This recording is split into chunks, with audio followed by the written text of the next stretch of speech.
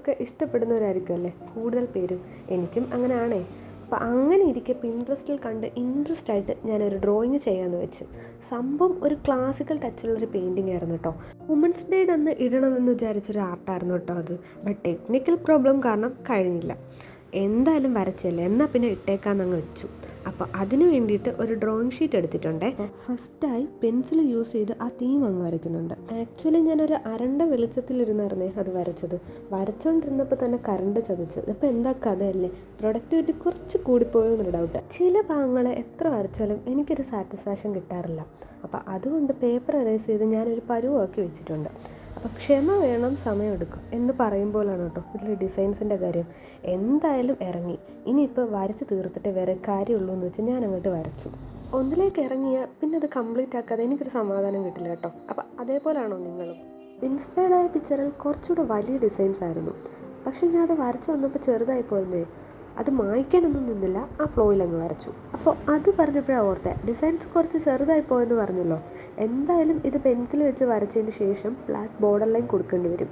അപ്പോൾ പിന്നെ ഞാൻ വിചാരിച്ചു ബ്ലാക്ക് പെന്ന് തന്നെ യൂസ് ചെയ്താൽ എന്താന്ന്, അത്രയും ലാഗ് അടിക്കില്ലല്ലോ. എനിക്കിത് കണ്ടപ്പോൾ കയ്യിലിടുന്ന മെഹന്തി ഡിസൈൻസ് ആണ് ഓർമ്മ വന്നേ.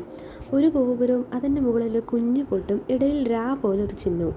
അതാണ് ഇതിൻ്റെ ഹൈലൈറ്റ്. അപ്പോൾ സ്കെച്ച് യൂസ് ചെയ്യുന്നതിനേക്കാളും കുറച്ചുകൂടെ ബെറ്റർ ആയിട്ടുള്ളത് ബ്ലാക്ക് പെന്നായിരിക്കും. അതാകുമ്പോൾ തിക്നെസ് കുറവുകൊണ്ട് പടരുമെന്നുള്ള ഭീതിയൊന്നും വേണ്ട. വേറെ കളർ പെന്നൊക്കെ യൂസ് ചെയ്യാം, പക്ഷെ കുറച്ചുകൂടെ ലുക്ക് ഈ ബ്ലാക്ക് പെന്നായിരിക്കും. അങ്ങനെ സക്സസ്ഫുള്ളി ആ പോർഷൻ കഴിഞ്ഞു. ഇനി അതിൻ്റെ ഇടയിൽ ബ്രിക്സ് പോലെ ഒന്ന് വരച്ചു കൊടുക്കുന്നുണ്ട്. പിന്നെ അതിൻ്റെ അകത്തും കുഞ്ഞു കുഞ്ഞു ലൈൻസ് വരയ്ക്കുന്നുണ്ട് കേട്ടോ. അപ്പോൾ അത് നല്ല ലൈറ്റാക്കി വരയ്ക്കണം, കാരണം ഞാൻ വരച്ചതിൽ സ്പേസ് കുറവായിരുന്നു. അപ്പോൾ അതുകൊണ്ട് തീരെ ചെറുതാക്കി ഞാൻ വരച്ച്. നിങ്ങൾ കുറച്ചുകൂടെ വലുതായിട്ട് വരയ്ക്കുകയാണെങ്കിൽ അതായിരിക്കും ബെറ്റർ. വരയ്ക്കുമ്പോൾ എല്ലാം സെയിം സൈസിൽ വരയ്ക്കണേ, അല്ലേ അതിനൊരു ഭംഗിയില്ലാതായിപ്പോവും. ഫൈനലി ആ ഡിസൈൻ സക്സസ്ഫുള്ളി കംപ്ലീറ്റ് ചെയ്തിട്ടുണ്ട്. പിന്നീട് ഞാൻ അതിന് ആർക്ക് വരയ്ക്കുന്നുണ്ട്. ആർക്കെന്ന് പറയുമ്പോൾ ഇതേ രീതിയിൽ അതിൻ്റെ അതേ സൈസിൽ വരച്ചു കൊടുക്കുക. കോമ്പസ് യൂസ് ചെയ്ത് വരയ്ക്കുന്നതായിരിക്കും ബെറ്റർ.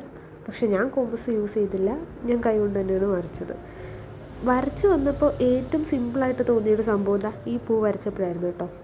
നല്ല രസമായിരുന്നു ഇത് വരയ്ക്കാൻ. ചിലരിത് കാണുമ്പോൾ വിചാരിക്കും ഈ പെൻസിൽ വെച്ച് സിമ്പിൾ കാര്യമൊക്കെ വരയ്ക്കാൻ നിൽക്കാതെ ആദ്യം തന്നെ സ്കെച്ച് യൂസ് ചെയ്ത് ബോർഡ് കൊടുത്താൽ പോരെയെന്ന്. അത് ശരിയാ, ബട്ട് ഒരു കാര്യമുണ്ട്, എങ്ങാനും ഇത് തെറ്റിപ്പോയാൽ പണി പാളിയില്ലേ.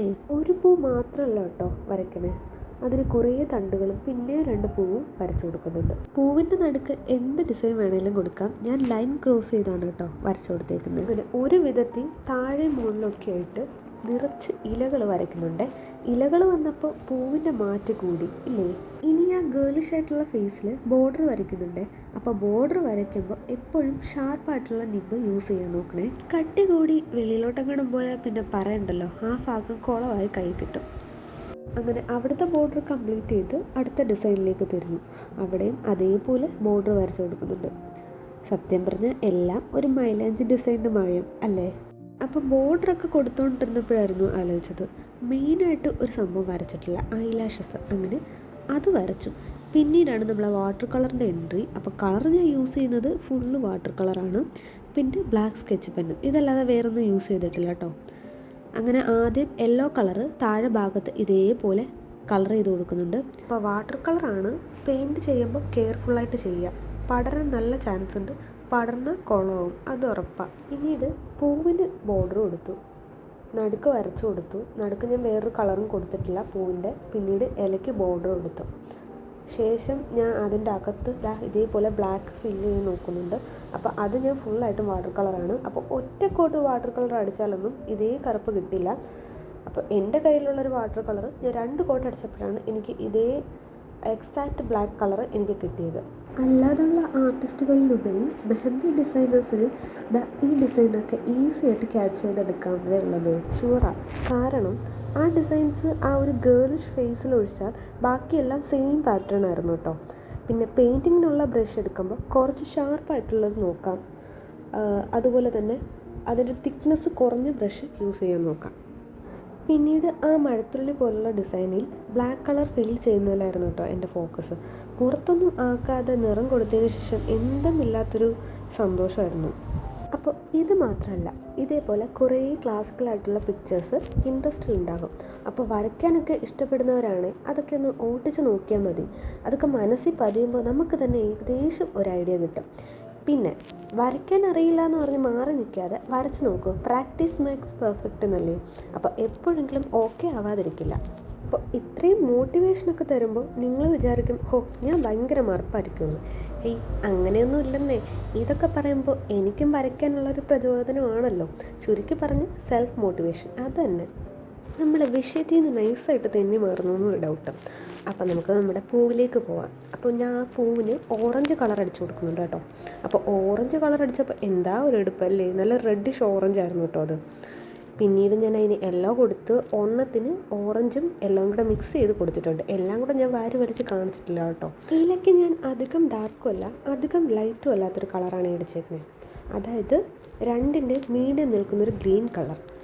അപ്പോൾ ഇതായിരിക്കും കുറച്ചൊരു സ്യൂട്ടായിട്ട് എനിക്ക് തോന്നിയത്. ആദ്യം ഞാൻ ലൈറ്റ് ഗ്രീനാണ് ഉദ്ദേശിച്ചത്, പിന്നീട് വിചാരിച്ചു ഇതായിരിക്കും കുറച്ചുകൂടി ബെറ്റർ എന്ന്. കാരണം ബ്ലാക്ക് കളറൊക്കെ വരുമ്പോൾ കുറച്ചുകൂടെ എടുപ്പ് വേണേ, നല്ല തിക്കായിട്ടുള്ള കളർ വേണം. ഫൈനലി നമ്മുടെ പിക്ചർ ഇവിടെ റെഡി ആയിട്ടുണ്ട്. അപ്പോൾ നിങ്ങൾക്കിത് ഇഷ്ടപ്പെട്ടോ? അപ്പോൾ ഇതാണ് ഇതിൻ്റെ ഓവറോൾ ലുക്ക്. എനിക്കിഷ്ടപ്പെട്ടു, കുഴപ്പമില്ല. അത്യാവശ്യം ഹാപ്പിനെസ് ഉണ്ട് ഇത് വരച്ചതിന് ശേഷം. അപ്പോൾ നിങ്ങൾക്കിഷ്ടമായ ലൈക്ക് ചെയ്യുക, ഷെയർ ചെയ്യുക, സബ്സ്ക്രൈബ് ചെയ്യാൻ മറക്കണ്ട. അപ്പോൾ ഇനി ഒരു പുതിയ ക്രാഫ്റ്റുമായിട്ട് നെക്സ്റ്റ് വീഡിയോയിൽ കാണാം. Bye friends.